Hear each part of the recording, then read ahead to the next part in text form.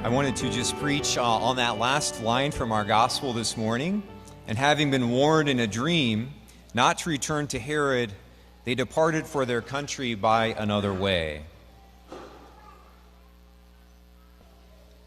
In this action of the Magi returning to their country by another way, many of the church fathers and saints have seen that action by the Magi to be a metaphor for what happens to us, or what should happen to us, for each of us, when we encounter in a particular way Jesus Christ.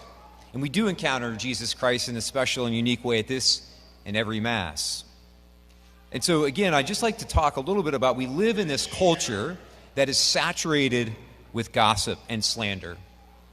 There are gossip TV shows, gossip magazines, gossip websites, gossip newspapers, and even entire cable channels devoted 24 hours a day to celebrity gossip and slander.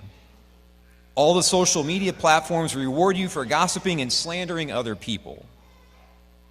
I used to gossip all the time. I would gossip and slander other people from sunup to sundown. But I slowly realized something. Particularly, I bought the Bible, the New Testament, on CD a couple of years ago, and I just have been listening to that over and over and over again.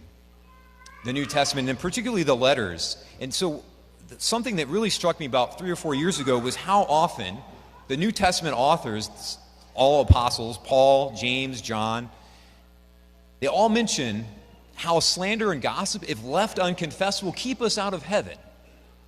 And so again, I think I've made a new resolve and a new commitment to not do that.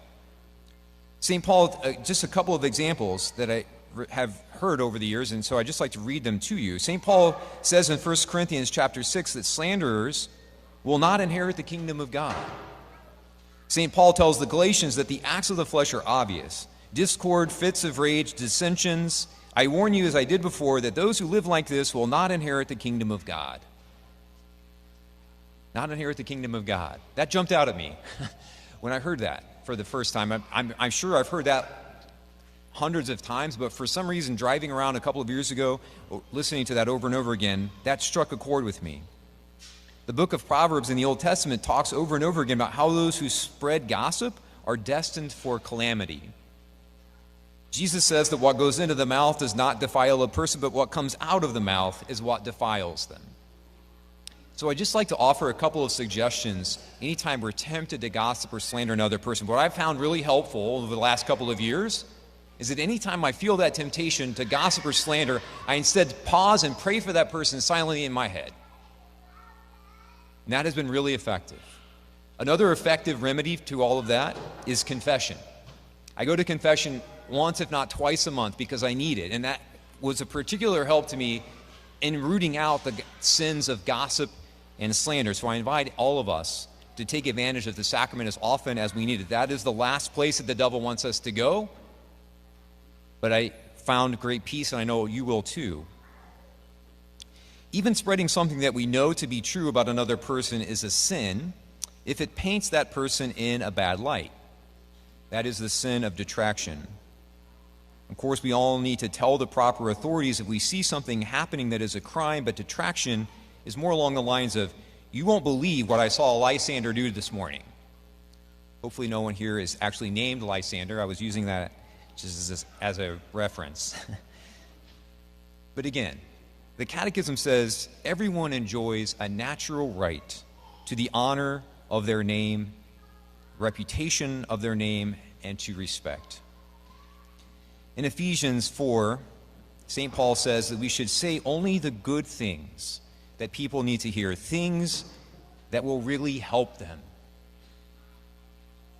People need to say only the good things that people need to hear, things that will really help them. I used to even go home to my parents and family and friends, even as a priest, and just sort of vent, about my friends or parishioners. But I even realized, that's a sin. Because again, that's not saying something that's good, that people need to hear. I realized, I'm weighing down my parents and my family with 10 minutes of venting, which does no one any good, but it still just leads to, and it's not good to say anything along those lines. I think let us resolve to totally change our course, like the Magi, to take a new road home. Because our speech can often get us in trouble, and the sins of gossip and slander and detraction, if left unconfessed, will keep us out of heaven.